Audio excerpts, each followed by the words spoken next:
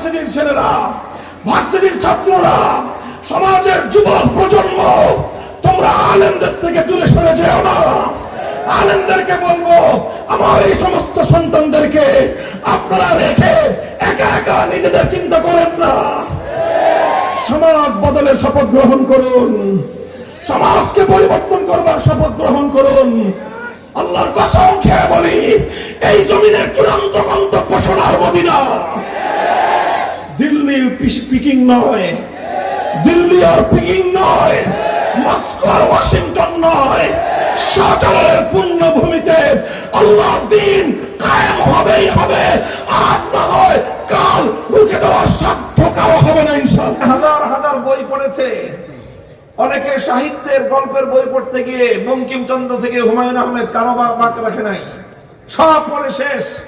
হাজার হাজার বই তার জীবনে পড়া। অনেকে বিভিন্ন বিষয়ের উপর পারদর্শিতা অর্জন করার জন্য এক একটা বিষয়ের উপর অসংখ্য পড়াশোনা করেছে, বিজ্ঞানের উপর, দর্শনের উপর, মেডিকেল সায়েন্সের উপর। অথচ অসংখ্য মানুষ, শিক্ষিত মানুষের মধ্যে এমন রয়েছে সারা জীবনে অন্তত একবার আল্লাহর কোরআনের সূরা ফাতিহা থেকে সূরা নাস পর্যন্ত পবিত্র কোরআনে পাকের মর্ম অনুবাদ অন্তত একবার পড়ার সৌভাগ্য হয় নাই। এটা একজন মুসলমানের জন্য চরম লজ্জার বিষয়, এটা চরম ব্যর্থতার বিষয়, আত্মগ্লানির বিষয়। মুমিন, তুমি জিজ্ঞাসা করো, সারা দুনিয়ার এত কিছু পড়বার সময় তোমার হলো? তোমার সৃষ্টিকর্তা তোমার কাছে যে বার্তা পাঠালেন, তিনি তোমার কাছে যে কিতাব তোমার হেদায়েতের জন্য নাজিল করলেন, তুমি এত কিছু বুঝলা, মহাকাশ থেকে নিয়ে পাতাল পর্যন্ত, সমুদ্রের অতল গহ্বর পর্যন্ত সব কিছু তুমি জানলা, সব কিছু তুমি বুঝলা, কিন্তু তোমার রবের পক্ষ থেকে, তোমার সৃষ্টিকর্তার পক্ষ থেকে তোমাকে লক্ষ্য করে প্রেরিত তার বার্তাটুকু একবার বুঝবার চেষ্টা করলে না। তোমার চেয়ে বড় গাদ্দার এবং নেমোখার আমার কে হতে পারে? এই জন্য আমার ব্যক্তিগত অভিজ্ঞতা হলেই, একজন মানুষ যদি কোরআনে পাকের সূরা ফাতিহা থেকে সূরা নাস পর্যন্ত শুধুমাত্র অনুবাদ, একটা নির্ভরযোগ্য অনুবাদ থেকে, কোরআনে পাকের অনুবাদ আলহামদুলিল্লাহ ওলামায়ে কেরাম লিখেছেন, অসংখ্য অনুবাদ রয়েছে, স্বয়ং আমাদের খুব বাংলা ভাষায় আছে।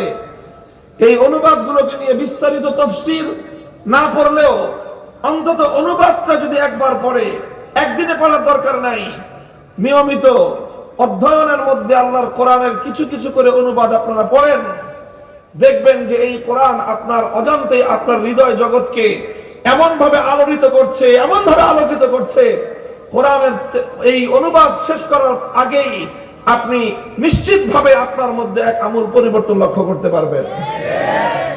এই জন্য কোরআনের মর্ম, কোরআনের অর্থ, এটা বোঝার জন্য উম্মতের চেষ্টা করা প্রয়োজন। আলহামদুলিল্লাহ উলামায়ে কেরাম নায়েবে নবী হিসেবে, ওয়ারিসে নবী হিসেবে, ওয়ারাসাতুল আম্বিয়া, নবীদের উত্তরাধিকারী হিসেবে উম্মতের মধ্যে কোরআনের মর্ম, কোরআনে পাকের ব্যাখ্যা বোঝানোর জন্য, কোরআনের বার্তা পৌঁছে দেওয়ার জন্য অক্লান্ত পরিশ্রম করে যাচ্ছেন। দেশব্যাপী তাফসীরুল কোরআন মাহফিলগুলোর মাধ্যমে উলামায়ে কেরাম মানুষের কাছে কোরআনের বার্তা তুলে ধরেন। মসজিদে মসজিদে তাফসীরুল কোরআন হয়, ইমাম এবং খতিব সাহেবান তারা মুসল্লিদের কাছে কোরআনের বার্তা পৌঁছে দেন। এছাড়া উলামায়ে কেরাম তাফসীর গ্রন্থ লিখেছেন, অনুবাদ গ্রন্থ লিখে, কোরআনের অনুবাদ লিখে লিখে মানুষের কাছে কোরআনের এই পয়গাম, কোরআনে পাকের বার্তা পৌঁছে দেওয়ার জন্য অব্যাহতভাবে প্রচেষ্টা চালিয়ে যাচ্ছেন। কথা ঠিক কিনা? এবং আলহামদুলিল্লাহ আমাদের মাদ্রাসার শিক্ষা সিলেবাস, বিশেষ করে আমি কওমি মাদ্রাসা শিক্ষা সিলেবাসের ব্যাপারে বলছি, যে এই যে 10 বছরের শিক্ষা সিলেবাস আমাদের, এই পূর্ণটাই হলো মূলত কোরআনের মর্ম বুঝে উম্মতের কাছে কোরআনের সে মর্ম, কোরআনের ব্যাখ্যা, কোরআনের বার্তা, কোরআনের পয়গাম জাতির কাছে তুলে ধরার এই প্রয়াস। আমরা 5 বছর মক্তব এবং হিফজখানা কোরআনের তেলাওয়াতের শিক্ষার জন্য ব্যয় করি, কোরআনের তেলাওয়াত শিক্ষার জন্য 10 বছর কোরআনের অর্থ এবং ব্যাখ্যা শিখবার জন্য আমরা ব্যয় করি। আলহামদুলিল্লাহ, এটা হলো নবী আকরাম সাল্লাল্লাহু আলাইহি ওয়াসাল্লামের দ্বিতীয় কর্মসূচি। আল্লাহর নবীর 3 নম্বর কর্মসূচি হলো ওয়া ইউআল্লিমুহুমুল কিতাবা ওয়াল হিকমাহ, তালিমে হিকমাহ।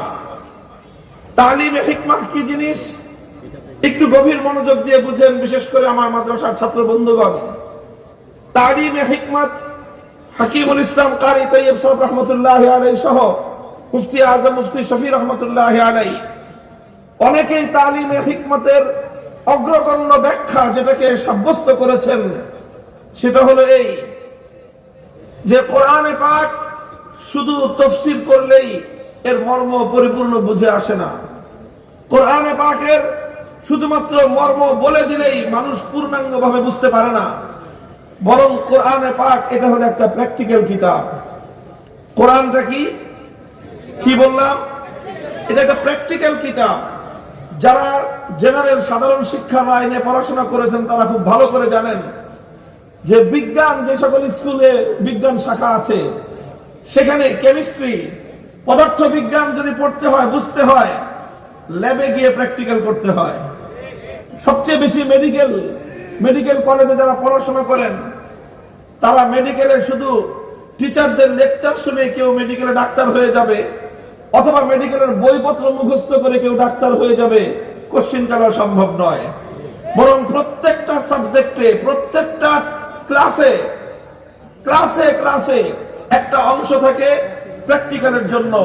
এবং মেডিকেল কলেজগুলোতে অনেক ল্যাবরেটরি থাকে, সেখানে মানব দেহের মাথা থেকে নিয়ে পা পর্যন্ত প্রত্যেকটা অঙ্গ প্রত্যঙ্গের ডিটেইলস বিবরণ তার নকশা সহ আছে। সেগুলো প্র্যাকটিক্যাল হাতে কলমে টিচাররা, শিক্ষকগণ শিক্ষার্থীদেরকে হাতে কলমে শিক্ষা দিয়ে থাকেন। এইভাবে যদি প্র্যাকটিক্যাল না করা হয়, বই মুখস্থ করে লেকচার শুনে পৃথিবীর কোনো মানুষ কোনোদিন ডাক্তার হতে পারে না। মেডিকেল সায়েন্স যেরকম প্র্যাকটিক্যাল একটা জ্ঞান, তার চেয়েও বেশি প্র্যাকটিক্যাল হলো আল্লাহর কোরআনে পাক। কোরআনকে উপলব্ধি করতে হলে, কোরআনকে বুঝতে হলে শুধুমাত্র কোরআনের ব্যাখ্যা শুনে, লেকচার শুনে পবিত্র কোরআন পূর্ণ বোঝা সম্ভব নয়, বরং কোরআনে পাকের প্র্যাকটিক্যাল অনুশীলন করতে হয়। কোরআনের অসংখ্য বিধান এমন রয়েছে যেই বিধানগুলো আল্লাহর নবী প্র্যাকটিক্যাল না দেখালে উম্মতের পক্ষে সেই বিধানগুলোর উপর আমল করা কোনোদিনও সম্ভব ছিল না। এই জন্য রাসূল আকরাম সাল্লাল্লাহু আলাইহি ওয়াসাল্লামের 3 নম্বর জিম্মাদারি হলো তালিমে হিকমাহ ওয়া ইউআল্লিমুহুমুল কিতাবা ওয়াল হিকমাহ।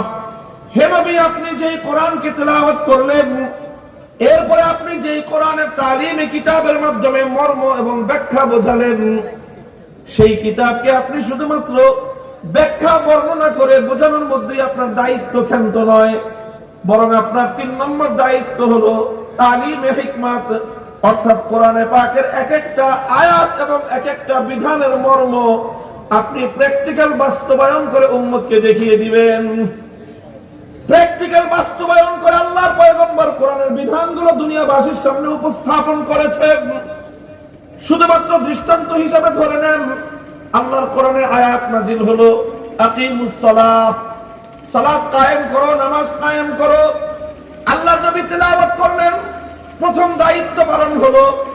এরপরে তিনি সালাতের মর্ম ব্যাখ্যা করলেন যে সালাত অর্থ এখানে দোয়া নয়, সালাত অর্থ এখানে দুরূদ নয়, সালাত অর্থ এখানে শুধু রহমত নয়, বরং আকিমুস সালাতের মধ্যে যেই সালাত, এই সালাতটা হলো একটা ইবাদত, যে ইবাদতের মধ্যে কওমা আছে, রুকু আছে, সিজদা আছে, জলসা আছে, সালাম আছে, তাকবীর আছে, যেখানে কোরআনের তেলাওয়াত আছে, তাসবিহ আছে, এই সম্পূর্ণ প্যাকেজ সহ যে ইবাদতটা, এখানে সালাত অর্থ সেই ইবাদত। এভাবে আল্লাহর নবী মর্ম ব্যাখ্যা করে উম্মতকে বুঝিয়েছেন, কিন্তু নবীর দায়িত্ব ক্ষান্ত হয় নাই। এরপর আল্লাহর পয়গম্বর তালিমে হিকমতের জন্য তিনি সালাত আদায় করে নামাজ পড়ে দেখিয়েছেন। মদিনার মসজিদে নববীর মধ্যে আল্লাহর নবী মিম্বরের উপর দাঁড়িয়ে 2 রাকাত নামাজ আদায় করলেন।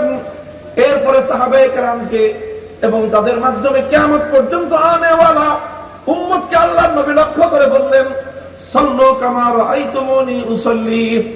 আমার উম্মত শুধুমাত্র আমার বক্তব্য শুনে নামাজ পড়বে না, শুধুমাত্র আমার হাদিসের বক্তব্য শুনেই নামাজ পড়বে না, বরং নামাজ কিভাবে পড়বে? সাল্লু কামা রাআইতুমুনি উসাল্লি, আমাকে তোমরা যেভাবে প্র্যাকটিক্যাল ভাবে নামাজ পড়তে দেখেছো, ঠিক ওভাবে আমার নামাজ দেখে দেখে তোমরা নামাজের শিক্ষা অর্জন করবে। আজও পর্যন্ত সাহাবায়ে কেরাম থেকে পরম্পরায় ধারাবাহিকতার মাধ্যমে আল্লাহর নবীর সালাতের সেই প্র্যাকটিক্যাল বিবরণ উম্মতের কাছে সংরক্ষিত আছে, এবং উম্মত নামাজ শুধু পড়ে পড়ে শেখে না, নামাজ দেখে দেখে শিখে। নামাজ দেখে দেখেও শিখতে হয়। মুহতারাম হাজিরিন, নামাজ কিভাবে কায়েম করতে হবে আল্লাহর নবী আমল করে দেখিয়েছেন। যাকাত কিভাবে বাস্তবায়ন করতে হবে আল্লাহর নবী শুধু যাকাতের ওয়াজ করে ছেড়ে দেন নাই, বরং যাকাত ব্যবস্থার মাধ্যমে কিভাবে একটি সমাজ থেকে দারিদ্র বিমোচন করতে হয়, কিভাবে ধনীর সম্পদ থেকে গরিবদের অধিকার আদায় করে গরিবদের দুয়ারে দুয়ারে কিভাবে পৌঁছে দিতে হয় আল্লাহর নবী প্র্যাকটিক্যাল বাস্তবায়ন করেছেন। কিভাবে হজের আরকানগুলো আদায় করতে হয় পুরা সাহাবায়ে কেরামের মুবারক নূরানি জামাতকে নিয়ে আল্লাহর নবী বিদায় হজ করে উম্মতকে হজের প্র্যাকটিক্যাল শিক্ষা দিয়েছেন। কিভাবে রোজা রাখতে হয় এক একটা বিষয় আল্লাহর নবী প্র্যাকটিক্যালি দেখিয়েছেন। কিভাবে জিহাদ করতে হয় আল্লাহর নবী 27টি জিহাদে সশরীরে অংশগ্রহণ করে উম্মতকে জিহাদের প্র্যাকটিক্যাল শিক্ষা দিয়েছেন। প্রতিটি বিধান আমার নবী প্র্যাকটিক্যাল শিক্ষা দিয়েছেন। যারা উম্মতের মধ্যে নবুয়তের উত্তরাধিকার হিসেবে, নবুয়তের ওয়ারিস হিসেবে, পয়গম্বরদের ওয়ারাসাতুল আম্বিয়া হিসেবে যারা দায়িত্ব পালন করেন, মনে রাখবেন শুধুমাত্র কোরআনের তেলাওয়াত করে, শুধুমাত্র কোরআনের তাফসীরের ব্যাখ্যা করে দায়িত্ব ক্ষান্ত হয় না। নায়েবে নবী হতে চাইলে আল্লাহর কোরআনের একটা বিধান, কোরআনে পাকের এক একটা বিধান আল্লাহর জমিনে মানব সমাজের মধ্যে বাস্তবায়ন করে তার দায়িত্ব পালন করতে হয়।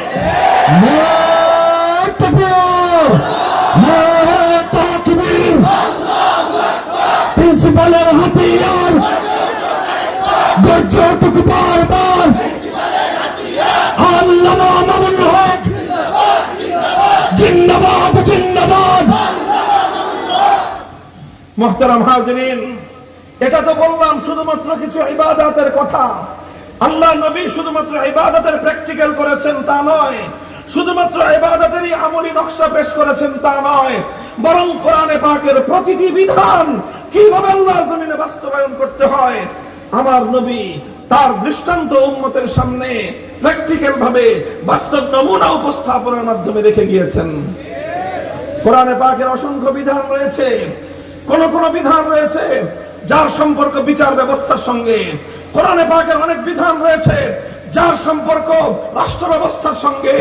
আল্লাহর নবী বিচার ব্যবস্থা কায়েম করেছেন, রাষ্ট্র প্রতিষ্ঠা করেছেন, করে করে এক একটা বিধান আল্লাহর জমিনে বাস্তবায়ন করে পূর্ণ কোরআনকে মানব জাতির সামনে শুধু ব্যাখ্যা করে নয়, প্র্যাকটিক্যাল বাস্তবায়ন করে দেখিয়ে গেছেন।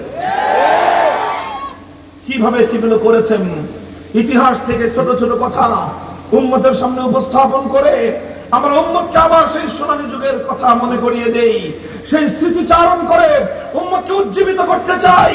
আবার উম্মত জেগে উঠুক। এই উম্মত জাহিলিয়াতের তখতাওয়াজ ভেঙে খান খান করে সেই জাহিলিয়াতের কবর রচনা করে উম্মতে মুহাম্মাদিয়া তাদের নবীর আদর্শে উজ্জীবিত এক সোনালী সমাজ প্রতিষ্ঠা করুক।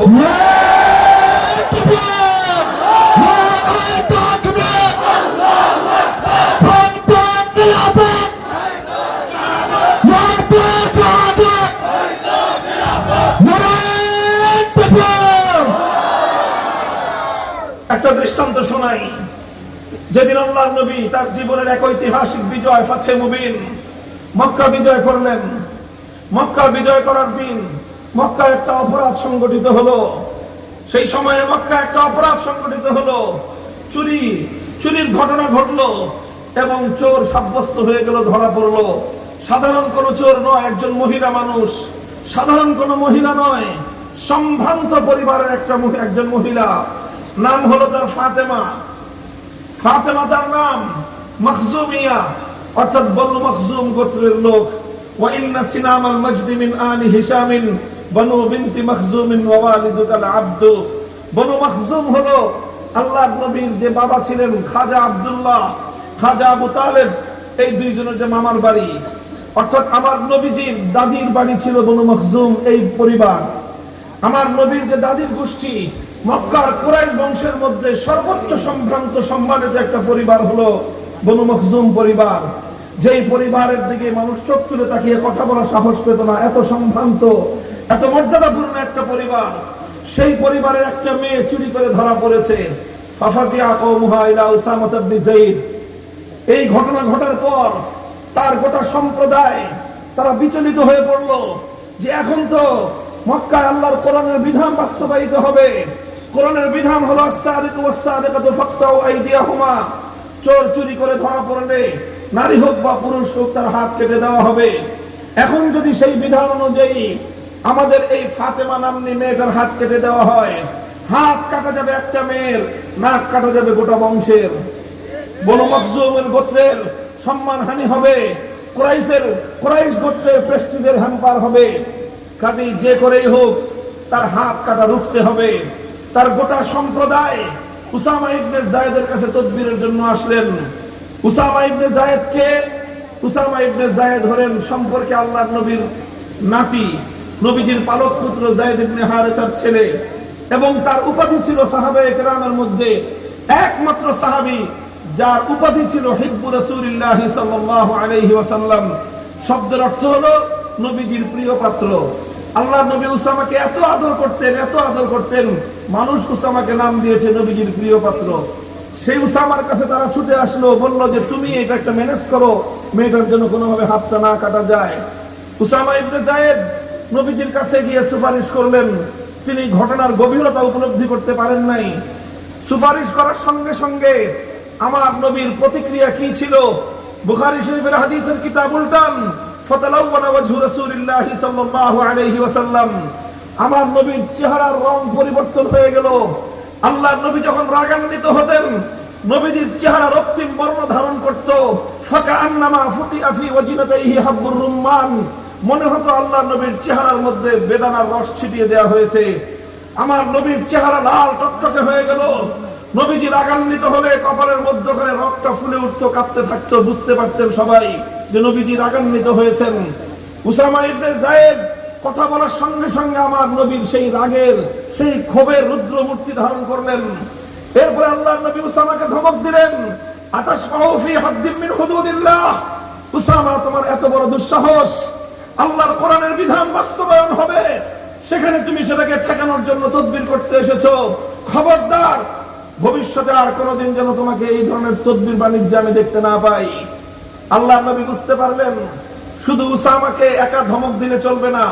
উসামা অল্প বয়স্ক বালক মানুষ, এই জন্য সে ঘটনার গভীরতা বুঝতে না পেরে সে আমার কাছে চলে এসেছে। আমি যেহেতু তাকে অতিমাত্রায় স্নেহ করি এই জন্য। কিন্তু আসলে তো উসামা আসে নাই, উসামাকে পাঠানো হয়েছে। আসলে তো উসামার পিছনে জড়িত আছে গোটা মক্কা নগরীর মানুষ। উসামার পিছনে জড়িত আছে আমার বংশের লোকেরা, আমার ব্লাড কানেক্টেড, আমার রক্তের সম্পর্কের, আমার আত্মীয় স্বজন, আমার দাদির গোষ্ঠীর লোকজন, আমার বাবার গোষ্ঠীর লোকজন, তারাই ঘটনার সঙ্গে জড়িত। সুতরাং আল্লাহর নবী বুঝলেন শুধু উসামাকে একা ধমক দিলে তার সংশোধন করলেই চলবে না। এটা এক জাহিলিয়াত। এই জাহিলিয়াত গোটা মক্কার মধ্যে শত শত বছর ধরে তার শেকড় গেড়েছে। শেকড় শুদ্ধ এই জাহিলিয়াতকে উপড়ে ফেলতে হবে। ফালাম্মা কানাল আশিয়্যু কাম রাসূলুল্লাহ সাল্লাল্লাহু আলাইহি ওয়াসাল্লাম। বিকালবেলা আসরের নামাজের পরে আল্লাহর নবী পবিত্র বাইতুল্লাহর সামনে দাঁড়িয়ে গেলেন, জাতির উদ্দেশ্যে ভাষণ দেবেন। হে দুনিয়ার মানুষ, বিপ্লব পরবর্তী সময়ে পৃথিবীর অনেক বিজয়ীরা জাতির উদ্দেশ্যে ভাষণ দিয়েছে অনেক বক্তব্য দেওয়ার জন্য। আমার নবীও জাতির উদ্দেশ্যে ভাষণ দিয়েছেন মক্কা বিজয়ের পর। তুলনা করে দেখো, একটি সুন্দর জাতি গঠনের জন্য, একটি বৈষম্যহীন সমাজ গড়বার জন্য বিশ্বনবীর চেয়ে উত্তম আদর্শ দুনিয়ার কোথাও খুঁজে পাবে না। আমার নবী বললেন, তাদেরকে বুঝিয়ে বললেন যে দেখো, হে আমার কওম, হে আমার জাতি, হে আমার সম্প্রদায়, ইন্নামা হালাকা মান কানা ক্বাবলাকুম ইযা সারাকা ফীহিমুদ দাঈফ আকামু আলাইহিল হাদ ওয়া ইযা সারাকা ফীহিমুশ শরীফ তারাকুহু। তোমাদের পূর্বে বহু জাতিকে আল্লাহ পাক রব্বুল আলামিন ধ্বংস করে দিয়েছেন। সেই সকল জাতির কি অপরাধ ছিল?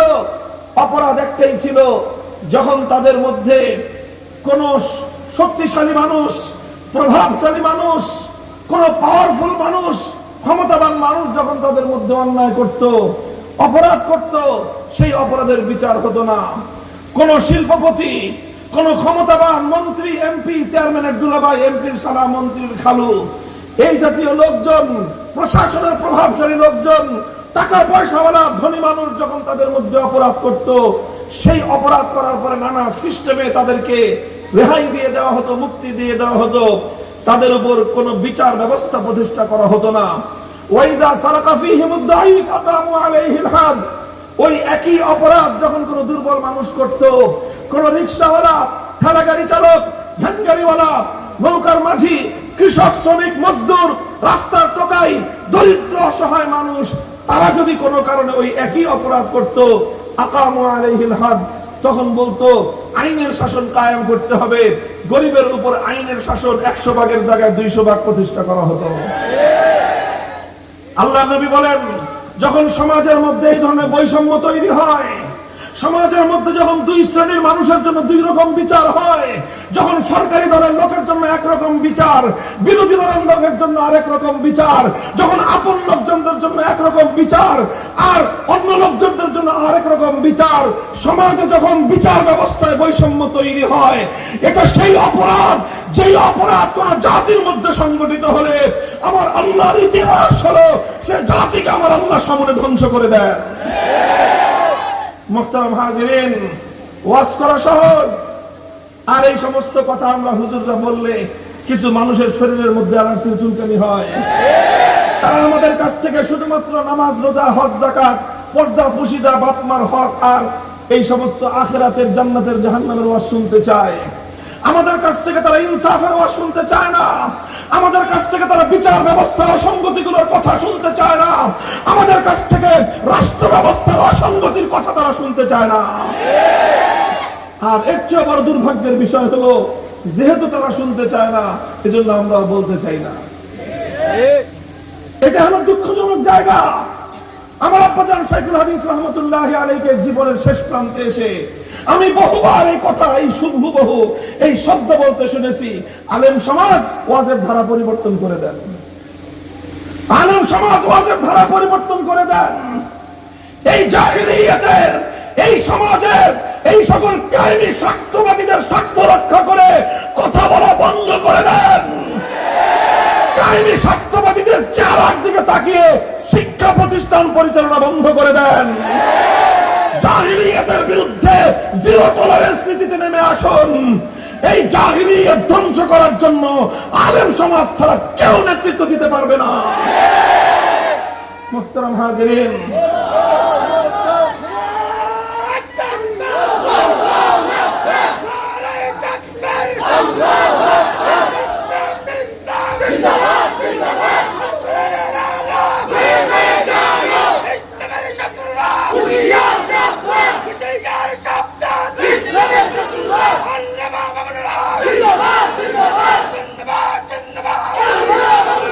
যে কথা বলতে আমাদের দ্বিধা নাই, আমার দেশের যে বিচার ব্যবস্থা প্রচলিত আছে, এই গোটা বিচার ব্যবস্থার ভিত্তি হলো বৈষম্যের উপর। বলবেন হুজুর এত বড় কথা বলতেছেন, আপনার বিরুদ্ধে তো আদালতের সমন জারি হবে। করতে পারেন সমন জারি, কিন্তু সমন জারি করে সত্যকে ঢেকে রাখতে পারবেন না। 41টা মামলার আসামি, কাজে আইন আদালত সম্পর্কে ছোটখাটো উকিলের চেয়ে বেশি বুঝি। শুধু আমি না, আমার যে অ্যাসিস্ট্যান্ট মাঝারি সাইজের উকিলের চেয়ে ভালো এক্সপার্ট হয়ে গেছে এখন আইন আদালতে, আদালতে পাড়ায় দৌড়াইতে দৌড়াইতে। বর্তমান যে বিচার ব্যবস্থা, সেই বিচার ব্যবস্থার অনেকাংশেই যে কথাটা সত্য, একেবারে চিরন্তন সত্য, মর্মান্তিক সত্য হলে টাকা আছে যার, বিচার পাবে সে। তোমার টাকা নাই, তোমার কথা এই আদালতের দেয়াল ভেদ করে, এই পাষাণ দেয়াল ভেদ করে এই আদালত পাড়ার মধ্যে অবস্থানকারীদের কর্ণকুহরে তোমার আত্মচিৎকার পৌঁছবে না। একই মামলার আসামি, কেস পার্টনার, যে মূল আসামি, টাকাওয়ালা, টাকার কুমির, সে গ্রেফতার হলো কোনো কারণে, যদি কোনো কারণে গ্রেফতার হয়েও যায় সমস্যা নাই, টাকা আছে। সবচেয়ে বড় ব্যারিস্টার কন্ট্যাক্ট করবে, কত চান? কত প্রয়োজন? 2 লাখ টাকা আপনাকে অ্যাডভান্স দিলাম, আর বাকি 3 লাখ টাকা জামিন নিবেন, সঙ্গে সঙ্গে পাবেন। কাজেই প্রভাবশালী উকিল ব্যারিস্টার, সে তো আইনজীবী, আইন পেশা তার, কাজেই তিনি কন্ট্যাক্ট করবেন। একজন টাকাওয়ালা খুনের মামলায় আসামি হয়ে গ্রেফতার হয়েছে, 5 দিনের মাথায়, 7 দিনের মাথায়, 2 মাসের মাথায়, 5 মাসের মাথায় জামিন নিয়ে বের হয়ে আসবে। একই মামলার আসামি আরেকজন গরিব রিক্সাওয়ালা, টাকা নাই, যার নুন আনতে পান্তা ফুরায়, যার ঘরে চুলার আগুন ধরে না, যার রিক্সার প্যাডেল না ঘুরলে তার অসুস্থ মায়ের চিকিৎসার ব্যবস্থা হয় না, যার রিক্সার প্যাডেল না ঘুরলে তার দুগ্ধপোষ্য সন্তানের মুখে প্রয়োজনীয় আহারটুকুর ব্যবস্থা হয় না, সে সন্তানের আহারের ব্যবস্থা করবে না। তার এই বৃদ্ধা পিতা মা, বৃদ্ধা মা ধুকে ধুকে মরবে না। তার এই স্ত্রী, সে মানুষের দুয়ারে দুয়ারে ভিক্ষা করে ফিরবে, এগুলো করবে না। বাড়ি ঘর বিক্রি করে উকিল ভাড়া করবে? বলেন, তার বাড়িঘর বিক্রি করে উকিল ভাড়া করার পয়সা তার নাই, সুতরাং তার জন্য বড় কোনো উকিল গিয়ে দাঁড়াবে না।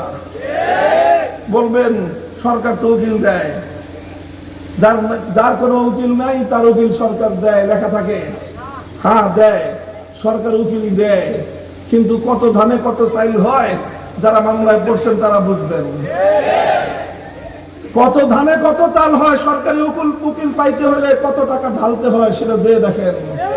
আর সেই উকিল কিভাবে মামলা চালায় সেটা যারা জেনেছেন তারা জেনে দেখবেন। মুহতারাম হাজিরিন, আমি বিচার ব্যবস্থার কথা নিয়ে বলছি।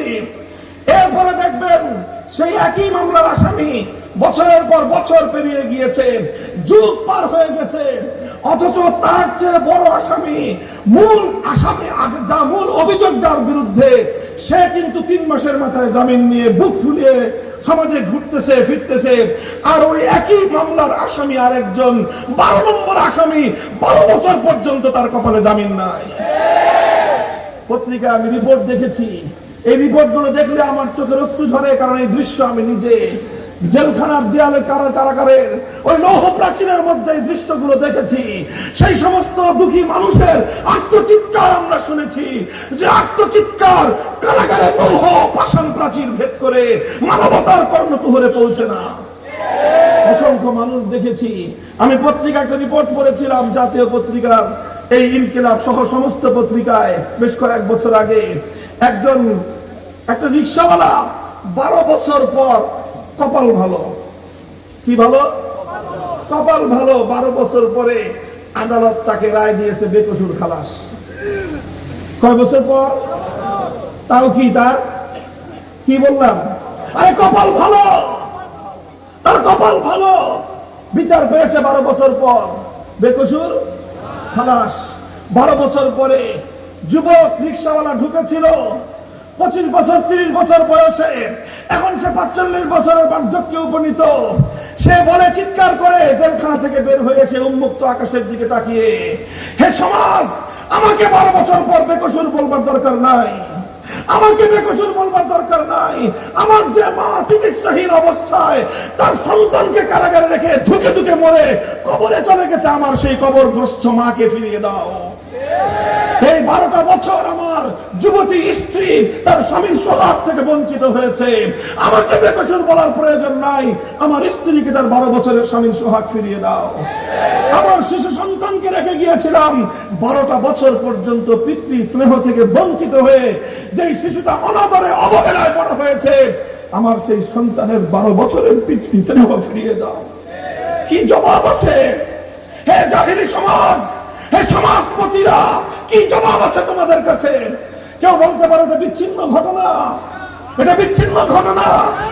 যাও কারাগারগুলোতে বাংলাদেশে 70,000 থেকে 80,000 বন্দী আছে, এর মধ্যে কম করে না হলেও 20 থেকে 25,000 বন্দী শুধুমাত্র এই জন্য বছরের পর বছর জেল খাটছে, টাকা দিয়ে ব্যারিস্টার ভাড়া করবার পয়সা তাদের না। কারণ সিস্টেম এটা, এটাই সিস্টেম, এটাই পদ্ধতি।